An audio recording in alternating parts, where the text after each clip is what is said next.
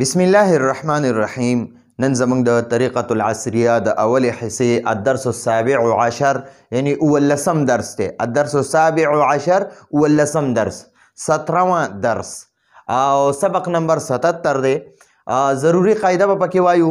ضروری قاعده پکې دا ده چې حمزه او حل، حمزه او حل دا دوانه چې دي که نه دې ته استفهامیه وایي، سوالیه وایي. دوانه د سوال دپاره استعمالیږي. د حمزه هم د سوال دپاره استعمالیږي، حل هم د سوال دپاره استعمالیږي. د حمزه معنی د آیا او د حل معنی هم د آیا. اردو کې حمزه معنی هم د کیا او د حل معنی هم د کیا. نو دا دوانه دې دوانه ته حمزه استفهامیه او حل استفهامیه وایي. ٹھیک شو؟ استفهام معنی د سوال، استفهامیه سوالیه.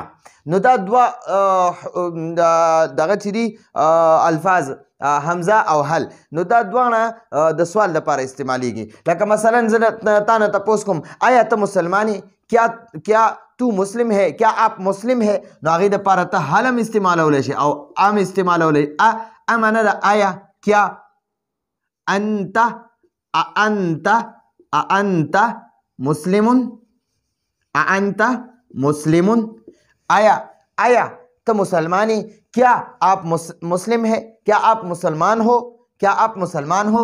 نو آیا معنی دا حمزه معنی دا آیا او اردو کې وایي کیا. ٹھیک شو؟ نو کیا آپ، انت معنی دا آپ، احترام د پاره آپ وایي او نور موږ په پښتو کې وایو ته. مسلم مسلمانی، آیا ته مسلمانی، آیا ته مسلمانی. نو داسې ویلی شي انت مسلم. ٹھیک شو؟ نو دا استفهامیه شو. او داسې ویلی شو حل معنی د آیا، انت، هل انت مسلم، هل انت مسلمون، هل انت مسلمون. آیا ته مسلمانی. نو حل معنی هم د آیا اردو کې وایي کیا. ٹھیک شو؟ او د حمزه معنی هم د آیا او کیا. دواړه ته هر ټایم استعمالولی شي. که ته وایې انت مسلم، آیا ته مسلمانی، او که داسې وایې هل انت مسلم، آیا ته مسلمانی. نو څنګه چې ته استعمالې، نو دغه شانتې بیا دې ته حمزه استفهامیه او دې ته حل استفهامیه. دا الفاظ هم زده کوئ. ګورئ استفهامیه،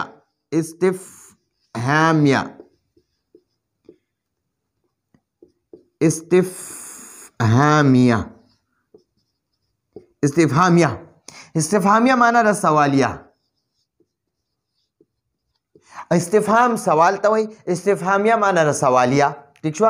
نو حمزه او حل دا دوانه استفهامیه دي. حمزه او حل دوانه استفهامیه الفاظ دي. نو دا زموږ سره ضروري قاعده وه چې حمزه هم د سوال دپاره استعمالیږي، استفهام دپاره استعمالیږي او حل هم د استفهام دپاره استعمالیږي. که ته حمزه استعمالوې او که ته حل استعمالوې، دوانه یو څیز دی. اوس بله د الفاظو معنی، د الفاظو معنی دي.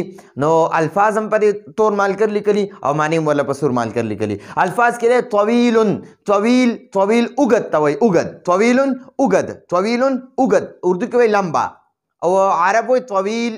شارع چې دی روډ ته وایي، سړک ته شارع. لکه څنګه حرم شریف کې شارع ابراهیم خلیل، کبوتر چوک والا کوم روډ چې دی هغې ته شارع ابراهیم خلیل وایي. دې اړخ ته یو بل روډ دی هغې ته شارع اجیاد وایي. بل اړخ ته روډ دی هغې خپل نوم دی شارع معنی د روډ، سړک. ٹھیک شو؟ نو شارع سړک ته وایي، سړک روډ ته وایي.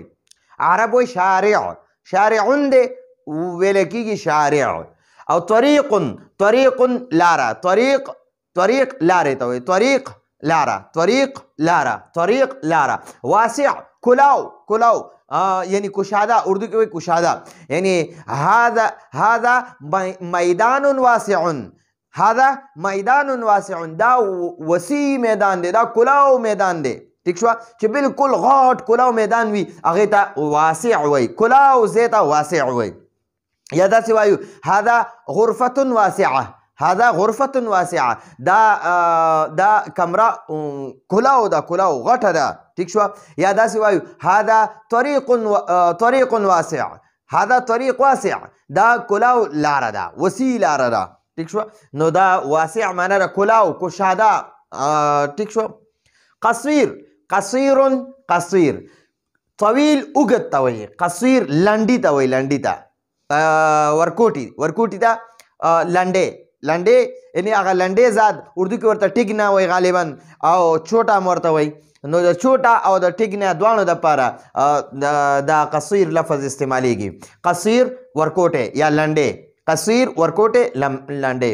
بطئون معنی ده سست رفتار، بطئون سست رفتار چې ډېر په آرام روان وي. لکه فرض که په یو موټرسایکل باندې کینې او هغه د 20 نه زیات تیز نشي تللی، نو هغې ته بطئ وایي. بطئون معنی سست رفتار.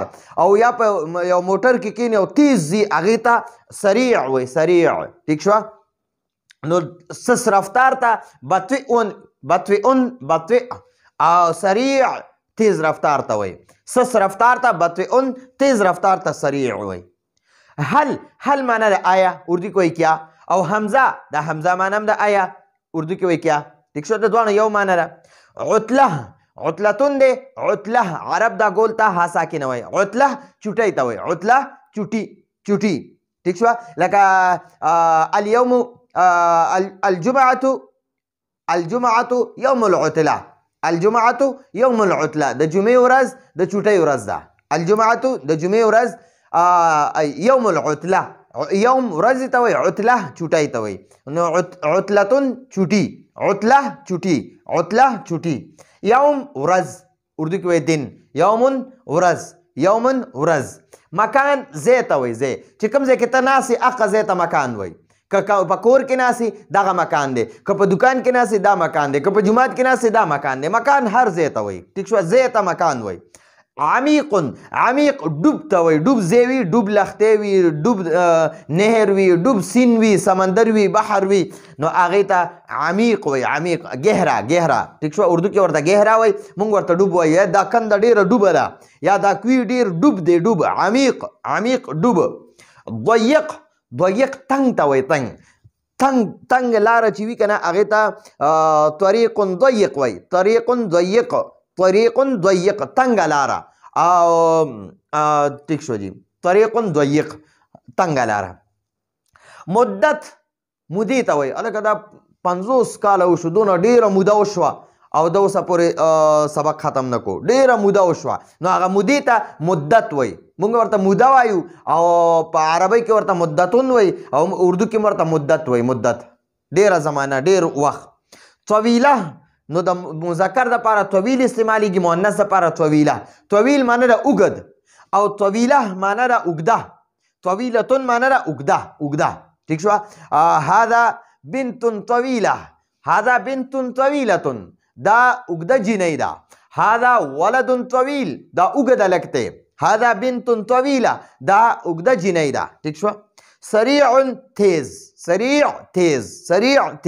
نو دا زموږ سره ضروري قاعده وه د الدرس السابع عشر، اولنی درس او په هغې کې اول هم قاعده وویله او د الفاظو معنی هم وویله. انشاءالله په بل درس کې به د الدرس السابع عشر ابتدایي سبقونه وایو. نو دا طویل او ورسره قصیر، طویل، قصیر او متوسط درمیانه ته وایي. متوسط درمیانه ته وایي. او طویل اوږد ته وایي، قصیر لنډي ته وایي، ورکوټي ته وایي، ورکوټي ته. نو دا به انشاءالله بیا مونږ د موصوف صفت په ځای باندې انشاءالله دا استعمالو، جملو کې به دا استعمالو انشاءالله. نو دا کوم الفاظ هم چې وي دا به مونږ ته پر سبق کې ابتدا نه دا راځي. نو کوشش وکړو چې دا الفاظ ښه مضبوط یاد کړو، ځان سره لیکو. نو راتلونکي درس پر اجازت غواړو. هذا هو المرام، والله اعلم بحقیقة الكلام.